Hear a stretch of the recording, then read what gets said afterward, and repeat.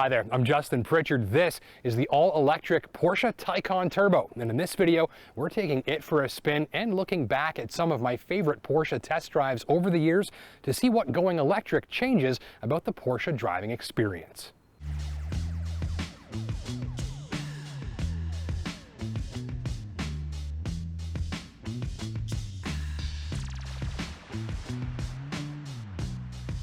So buckle up, because we're going to be bouncing around through a few modern Porsche models to compare electric to combustion and even to a hybrid supercar. This is the Taycan Turbo, and it is pure electric, not a hybrid, no fuel tank, no tailpipe, pure electricity. And that means it's the first Porsche of many that I've been lucky enough to tell stories about that does not have one of the key ingredients of a Porsche's personality as I know it, an engine. And I'm a guy who likes engines a very great deal. You're on board with me in the 911 GT3 at Canadian Tire Motorsports Park.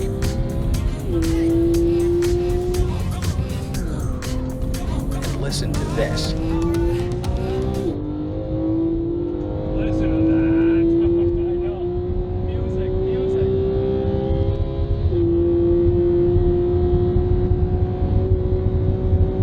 9,000 RPM, and most of its 500 plus horsepower come to life up here.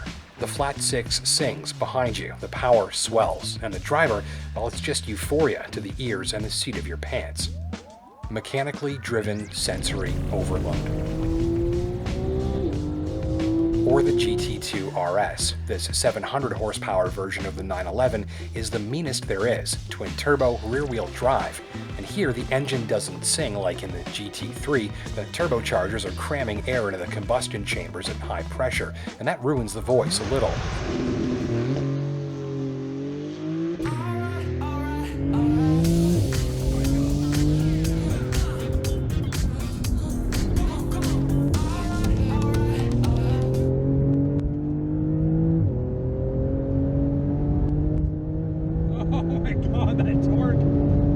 But it is explosive torque for a slingshot power curve and the beautiful hiss of the compressors behind you, full blast, because of course GT2s don't have any sound deadening because that's too heavy.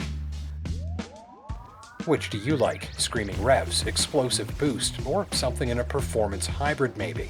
Here's some archive footage of me trying not to drool all over the inside of a 918 Spyder. A nearly 900 horsepower hybrid Porsche supercar with both a V8 engine that revs to the moon and an electric motor system to boost output even further. A screamer with loads of electrically amplified torque. Either S or R. Which one would you recommend? I would just go in S. I think that's fine. Not now. Okay, so leave it at E and then switch to S.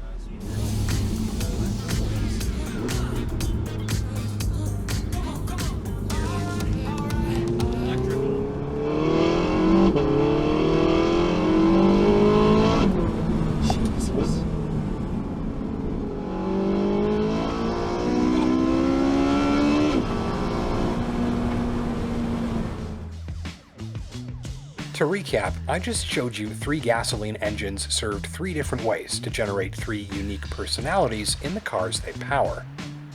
Again, the engine giving the car its character so the shopper can choose the one that they match up with best.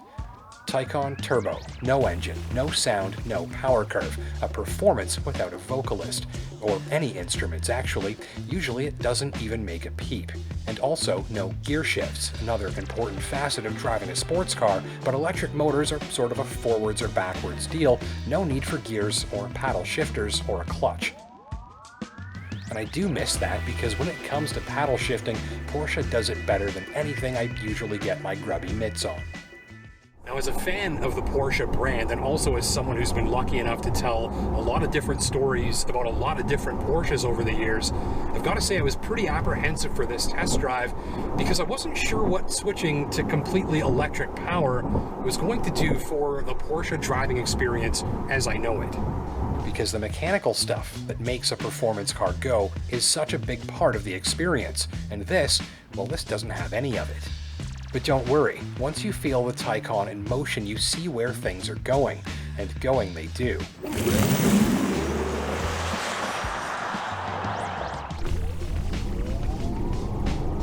I've experienced a lot of cars doing a lot of ridiculous things, and I think the acceleration of the Taycan Turbo is at the very top of that list.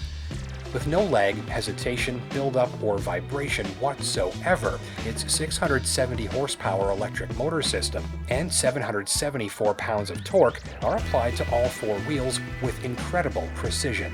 And that means 0 to 100 kph in just over 3 seconds.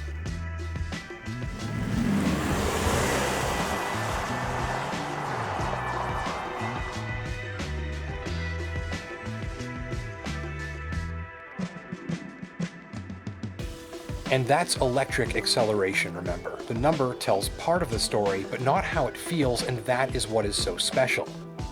With a gas engine powerful enough to turn out figures like that, a bunch of things have to happen when you smash the throttle, meaning that there is a brief delay, and then that the acceleration builds up over time. There's noise, things shake and vibrate as the engine rockets you along. With an electric car like this, almost nothing has to happen to build full power and deliver 100% of it immediately. No build-up, no torque converter, no clutch, no shifts, no power curve. There's a hard initial impact with your seat back, and that doesn't stop until you lift the pedal. Forget building power as the revs climb, this doesn't even build power at all. It just explodes. I always threw away the idea of an electric sports car because of the noise, or lack thereof.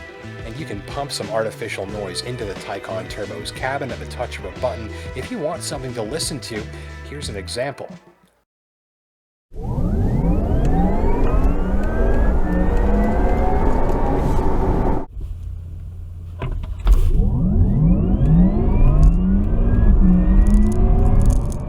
Personally, I left it off because actually the nearly horrifying off-the-line impact but almost complete lack of any noise is actually really entertaining in its own way. Hit it hard and you are rocketing off the line before that gas-powered sports car beside you even gets breathing, and nobody heard a thing. I miss the shifting greatly too. There's nothing to do in an EV like this. You just use this little blade lever to go forwards and backwards and press P for park. It just seems too simple. But actually, things are much smoother and faster without any gears to shift at all. Without a transmission to get in the way, you've got hair trigger throttle response 100% of the time, and it's so darn smooth about it. At full throttle, I bet Taycan Turbo jumps half a car length in the time it would take Porsche's very fast PDK transmission just to gear down. And I miss the tachometer flicking away in front and center, but the power meter is pretty cool to watch. And in Sport Plus, which you select from this drive mode dial on the steering wheel, the throttle response is nearly horrifying, with G-forces loading up ferociously. So, no noise, no gear shifts, but lightning speed throttle response, and on smoothness there's just no comparison.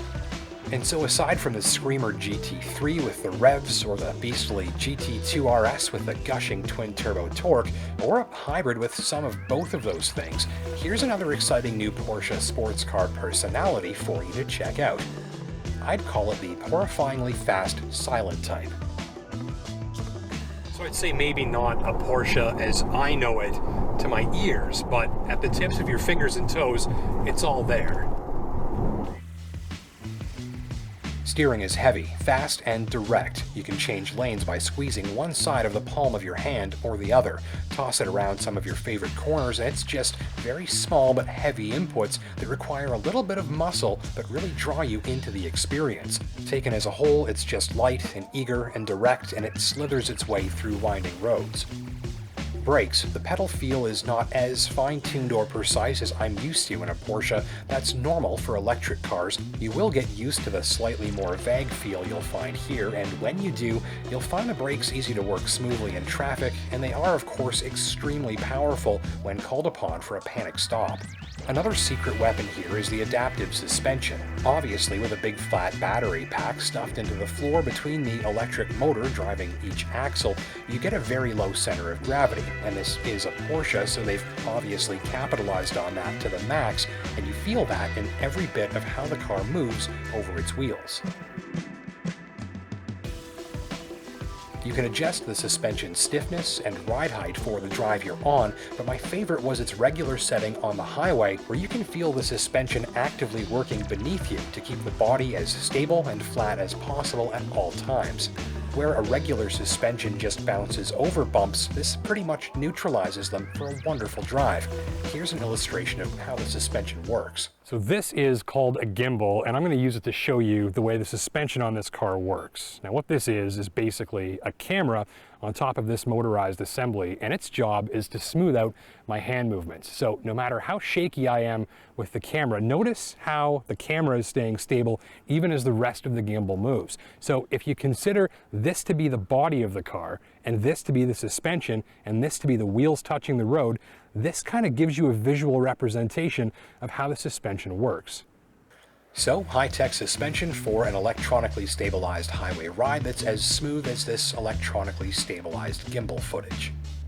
And in town, you know you're in a sports car. Big wheels and thin sporty tires always give that away on rougher roads, but thanks to the electronic help underneath, this could definitely get away with a rougher ride given how it handles. Just watch the potholes with the big wheels. It's also easy to park, there's decent outward visibility if that's your thing. It's no problem to run out and get the groceries without using a drop of gas. There's a trunk in the back and up front, by the way, so as Porsches tend to be, it's easy to use every single day. Inside, room for 4, fairly snug in the back, but if you're of about average size, you'll be just fine. And up front, driver and passenger get leather sports buckets with, I'd assume, reinforced hardware to handle the neck-snapping acceleration. Matte black everything is the name of the game inside this tester. It's understated and minimal from a mere glance, a sea of dark, empty panels that lets the beautiful graphics take center stage. The curved instrument cluster ahead and 2 digital control systems at your right hand create a real Starship Enterprise feel. This is Porsche's take on an electric car interior, and if you're a luxury fan but an even bigger gadget geek like me, you are going to love this. Once you get used to it, that is. It can be fairly unfamiliar from recent Porsches at first glance, but you'll be up and running with minimal stress in a few minutes. There are even touch-sensitive controls on the instrument cluster's screen edges for a cool high-tech touch. Don't miss the power button to turn that Taycan Turbo on the left side of the steering wheel, of course. Plug it in before bed on level 2, and she's juiced in the morning, good for over 400 kilometers of driving before you'll need to plug in again. On longer trips, a DC fast charge station like this can add 100 or 200 kilometers in the time it takes to grab a washroom break and a quick snack.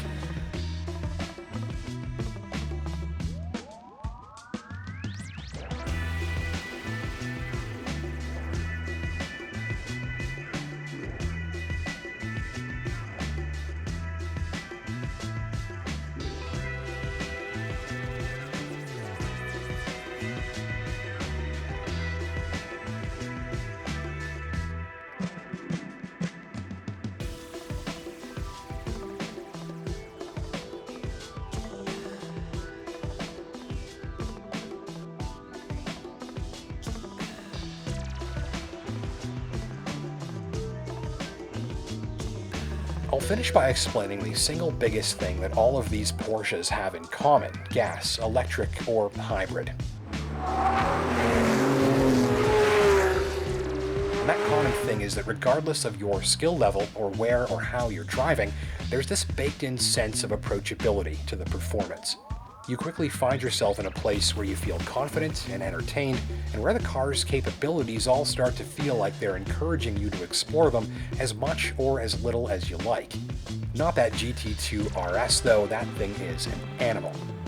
So in summary, I would tell you Taycan Turbo feels like a Porsche, a very different type of Porsche that's quieter, faster, and smoother than owners of earlier models will be used to. But at the tips of your fingers and toes, you'll feel right at home very quickly.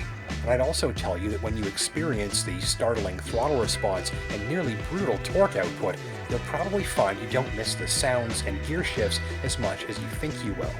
I'll conclude with my answer to a very interesting question I got from a friend. If I could order this Taycan Turbo with my favorite Porsche gasoline engine instead of the electric system, would I do it? By the way, that would be the 4-liter flat 6 in this GT3, all-motor, 500 plus horsepower, 9,000 RPM. My answer? No, I don't think I would. I think going electric has added more to the experience than it's taken away, and I'm excited to see where this technology goes with brands like this at the wheel. Stay in school, kids. Thanks for watching.